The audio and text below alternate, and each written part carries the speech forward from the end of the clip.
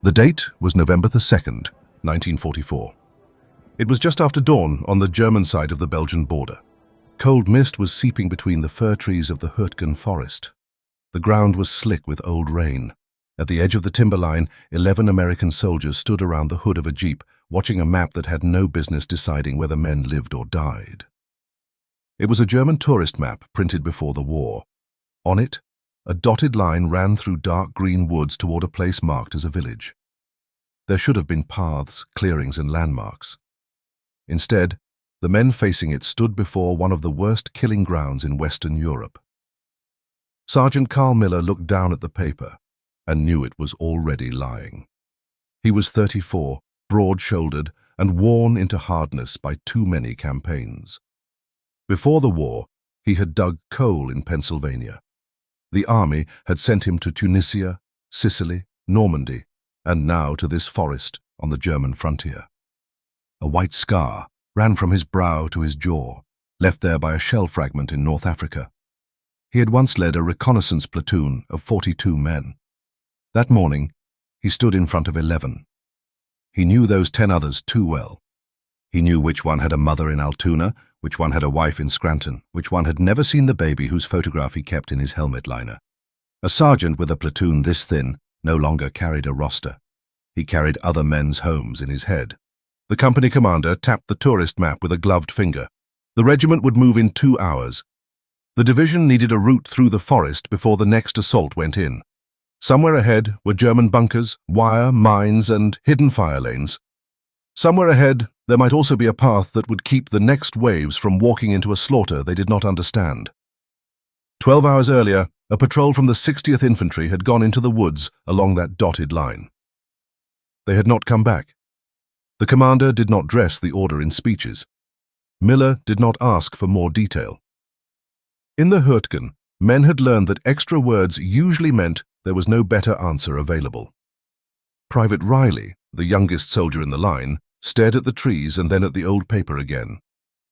He was 19, with a face that still belonged in a hardware store or behind a gas station counter, not in a forest where whole patrols vanished between breakfast and noon. He asked the question everyone was thinking. If the map was wrong, how were they supposed to know which way to go? Miller looked at the black wall of firs. Then he said the dead sometimes gave better directions than staff officers. If another patrol had gone one way and failed to return, then that route had already taught them something. In a place like this, the wrong path advertised itself with bodies. They would read the forest, not the paper. It was not a comforting answer. No one had expected one. Miller folded the tourist map, slid it into his jacket, and stepped under the trees. The other 10 followed him into the grey-green mouth of the Hürtgen. At first, the forest seemed merely dense. Trunks stood shoulder to shoulder, brush caught on webbing and rifle slings. Wet needles underfoot swallowed sound, but the farther they went, the more the place revealed its real weapon. It ruined judgment. Distances seemed false. Mist blurred depth. Every direction looked like every other direction. Miller moved slowly. He kept the file loose enough that one shell burst would not take them all, and tight enough that no one disappeared in the fog. He read the terrain the way he had once read mine walls underground. He watched broken bark, freshly cut branches, churned patches of mud, odd angles in shell scars, places where birds had gone quiet. In open country, a recon sergeant searched for roads. In the Hürtgen, he searched for proof that somebody had died first. 2 hours in, he found it. The first body was hung in a fork of branches, thrown there by the shell burst that killed him. Then another appeared. Then another. 7 Americans from the missing patrol were scattered through the trees in impossible shapes, torn open by tree bursts. No one spoke. Riley's question had been answered. Miller knelt beside a crater, touched the wet soil, and studied the splintering on a trunk nearby.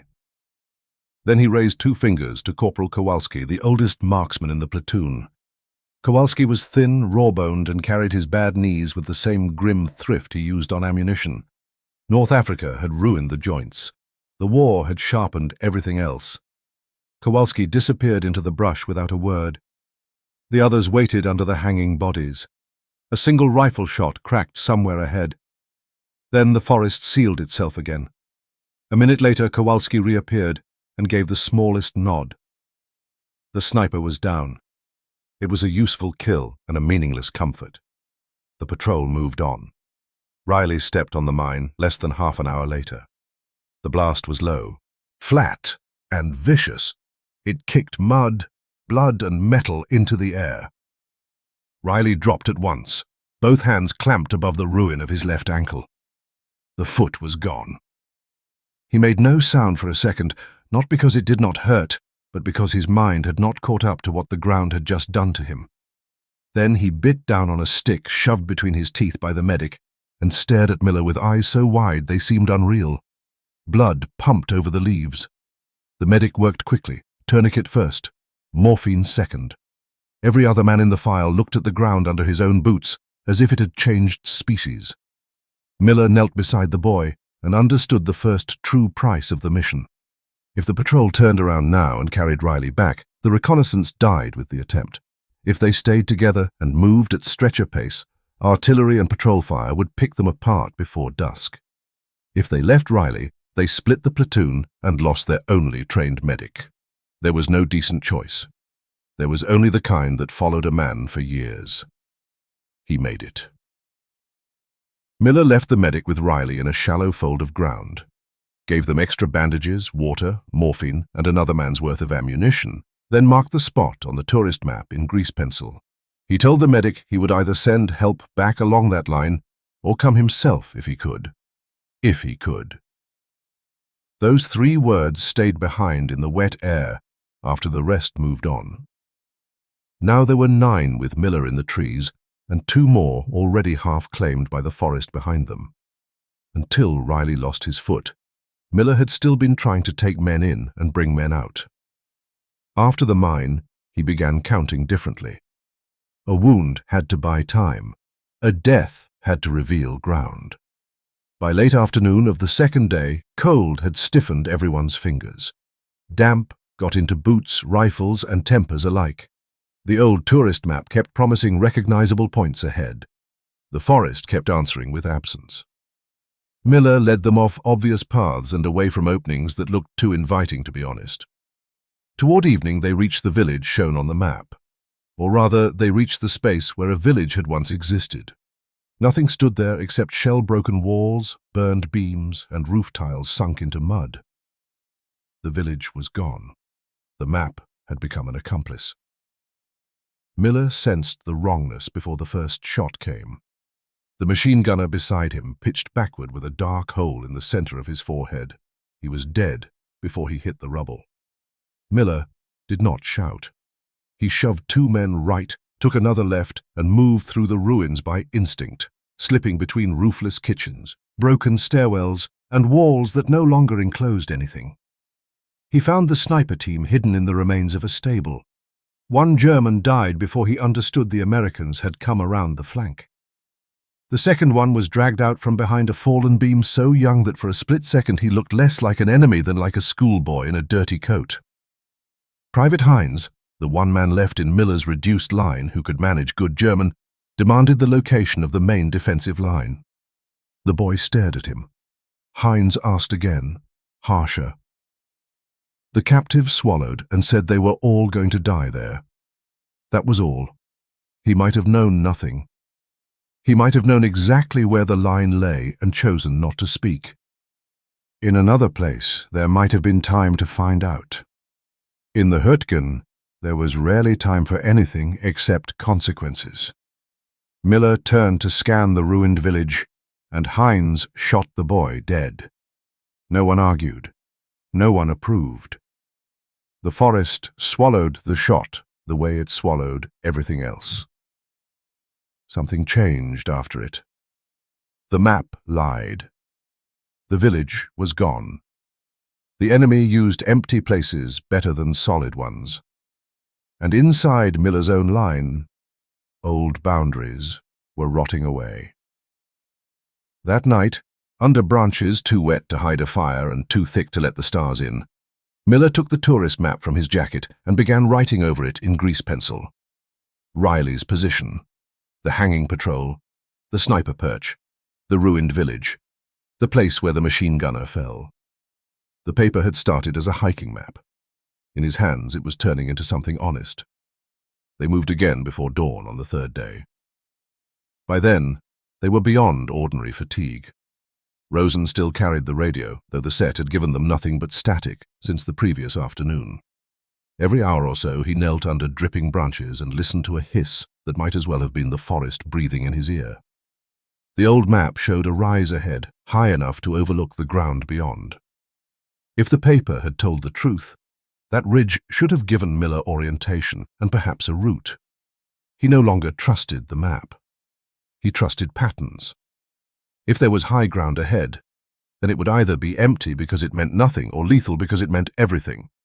By mid-morning, he learned which. The trees thinned, the ground tilted upward. Then the forest broke into a raw, open strip, as if the timber had been clawed away.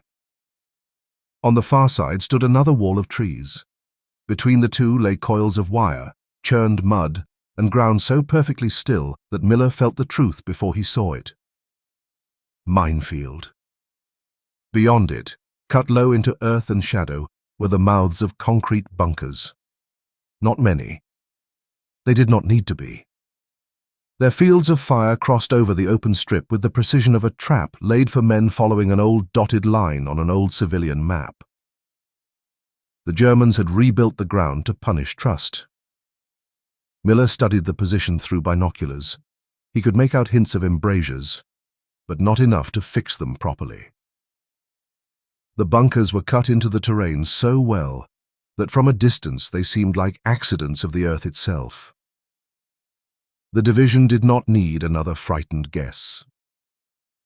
It needed positions, angles, the exact points where machine guns would open if assault companies advanced as planned. To get that, someone had to make the bunkers speak. No one in the patrol needed the problem explained. Kowalski lowered himself against a stump, rubbed his knees once, took off his helmet and handed his rifle to Miller.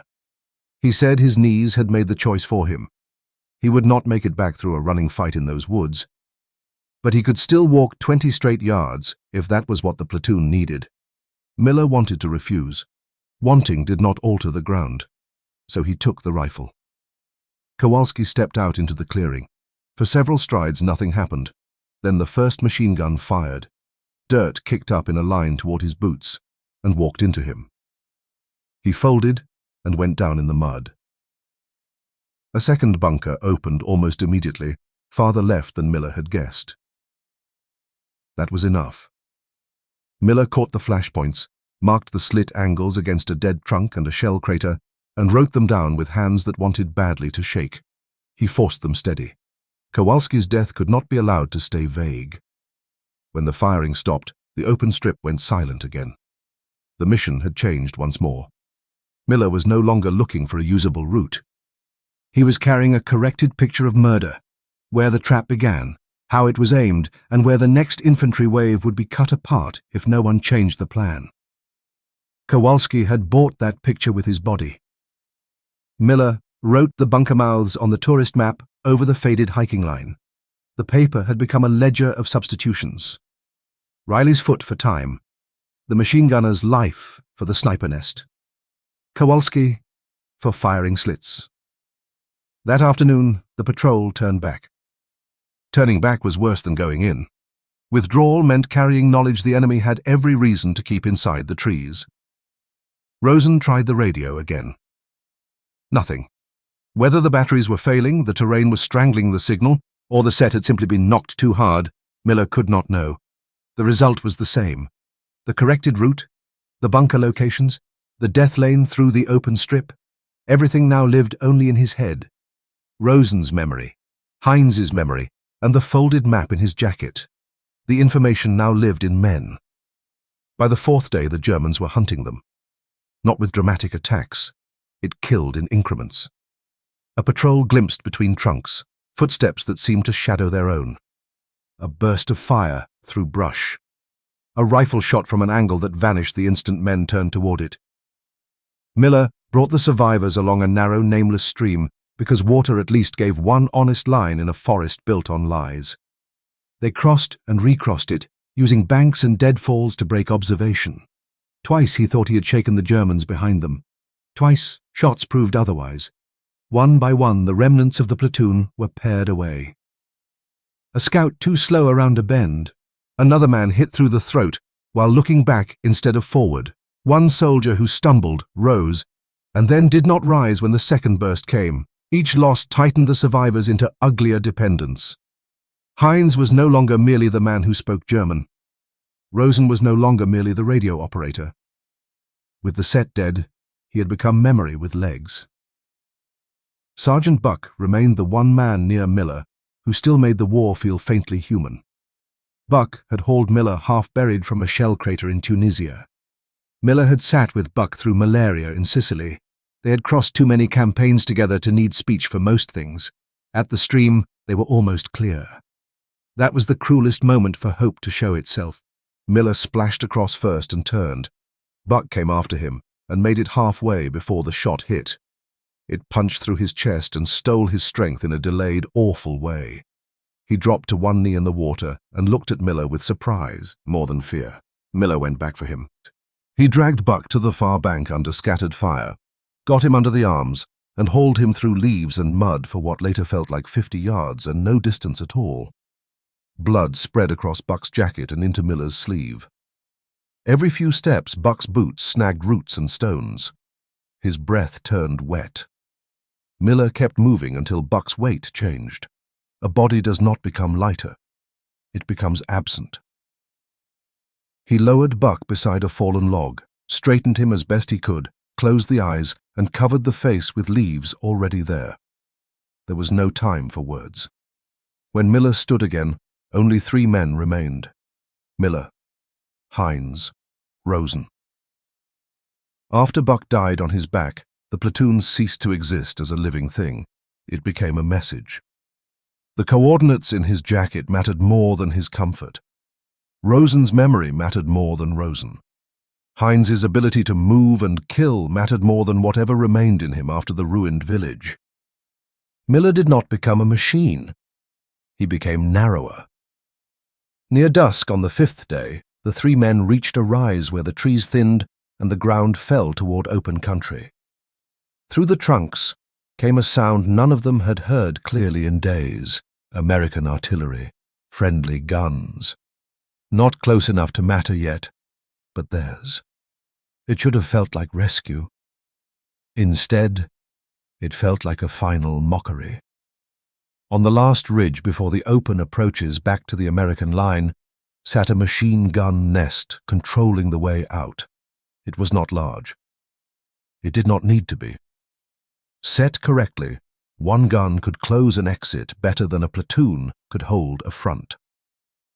Miller studied the slope and saw at once that there was only one method left. Any direct rush would be cut down.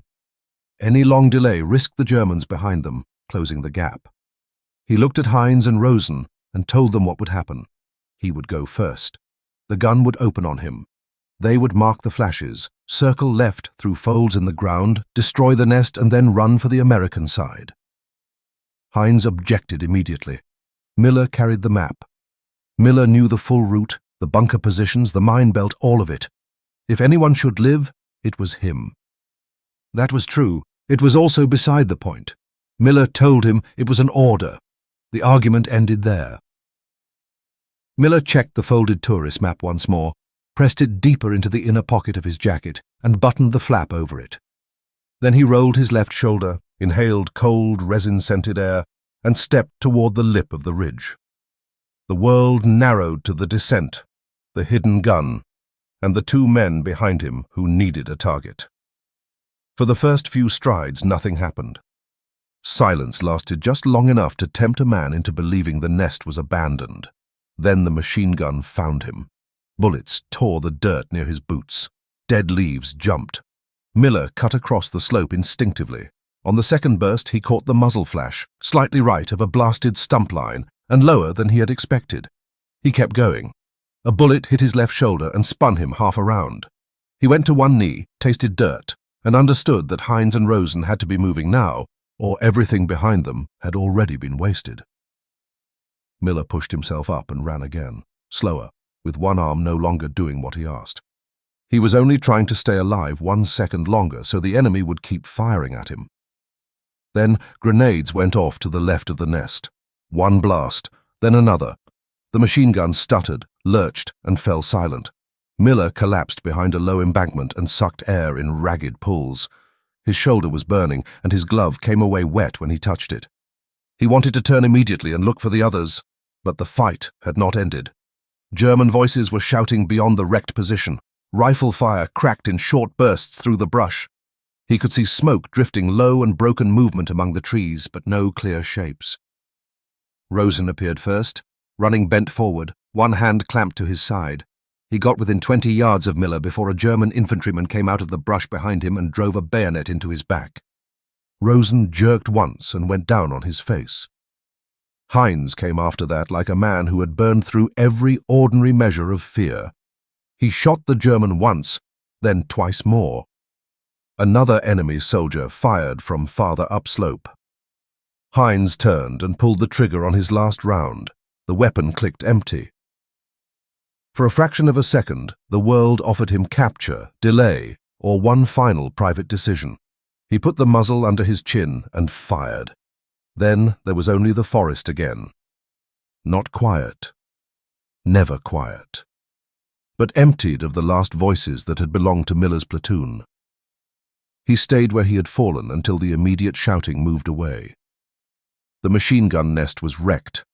The path out was no longer locked. The Germans on the slope seemed uncertain whether a larger American force was about to come through, or whether they had just fought 3 desperate men. Miller got to his feet because the alternative was to remain among the dead until the forest finished the work. He moved west. He never knew how long the walk lasted. Pain flattened time, and blood loss blurred it. He remembered roots catching his boots, remembered falling once against a tree and leaving a dark handprint on the bark, and finally saw the trees thin into a road so rutted and filthy that it looked almost beautiful. A Sherman tank came around the bend and braked. Voices shouted. Men jumped down. Hands caught him before his knees fully gave way. Someone took his rifle. Someone else grabbed under his arms. Miller tried to reach for the inside of his jacket and nearly collapsed. The tank commander leaned close and asked who he was. It was a reasonable question. Miller was caked in blood, mud, and pine needles. His left sleeve was dark from shoulder to cuff. He opened his mouth, and nothing came out. Not because he had forgotten his name. The failure ran deeper. He had entered the forest with 10 other lives arranged around his own. One by one, they had been cut away.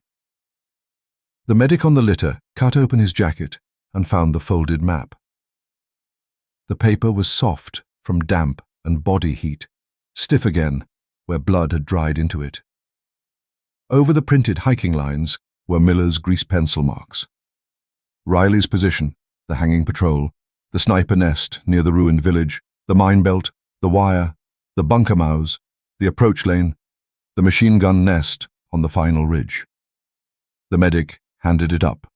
Men bent over it at once. Questions came in quick succession. Where were the bunkers? How many? Which lane was mined? Could artillery cut the embrasures? Could armor get near the open strip? Was there a stream approach? How far was the last gun from the ridge shoulder?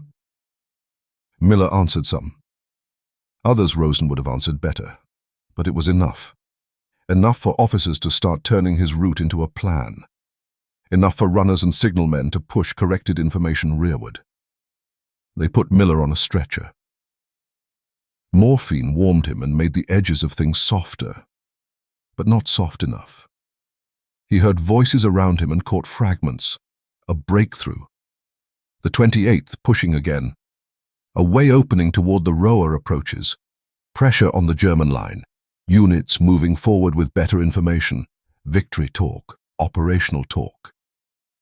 He gripped the medic's sleeve with his good hand and tried to say his platoon. 10 men. Not statistics, not the division. His platoon. The medic looked at the dog tags, at Miller's throat, the ruined jacket, the map, and the wound. Then, very gently, he told him that he was the 11th man. That was the phrase that stayed. Not platoon sergeant, not reconnaissance leader, not survivor, not hero. The 11th man. It was true in the coldest way possible. 10 of the 11 who had entered the forest were now fixed at different points on the ground. Riley near the fold of earth with the medic. The machine gunner in the ruined village. Kowalski in the open before the bunkers. Buck by the stream under dead leaves. Rosen by the broken nest. Hines on the slope above him. Others farther back at bends, craters, and nameless patches of mud. Miller closed his eyes. The larger battle would go on. Histories would later summarize the Hürtgen in arrows, dates, divisions, and totals. All of that would be true. But none of it cancelled the simpler truth Miller had carried out in his jacket. The way through that forest had not been found by brilliance. It had been found by subtraction. Each correction to the tourist map had cost a body. That was what Carl Miller carried out of the forest. Not triumph, not relief, not vindication. Proof. Proof that the line on the old map was a lie. Proof that the village was gone, but death remained there. Proof that bunkers could hide where the earth looked ordinary. And proof that victory, when it finally sounded in artillery and engines and excited voices, did not belong equally to all the men who made it possible. For Miller, the war ended on a stretcher, while other men read his map and gave a name to what he had become. He was the last witness his platoon had left. Behind him, the Hürtgen Forest still stood wet, dark, and full of mist. By the standards of headquarters, Miller's mission could be called a success. Critical fire positions had been identified. A death lane had been marked. Later waves would advance with knowledge the 11 men had not possessed when they stepped under the trees before dawn. By the standards of the 11 themselves, success was a harder word. The forest had taken almost everything, and returned one wounded sergeant carrying a map that no longer lied. That was why the sound of victory never truly reached Carl Miller. Outside the trees, it meant movement and breakthrough. Inside the trees, progress had been measured in bodies. There, a corrected coordinate could cost a friend. There, the difference between a path and a grave could be one man stepping first. And when he finally came out, the thing he had saved was not himself. It was the truth about where the others had fallen.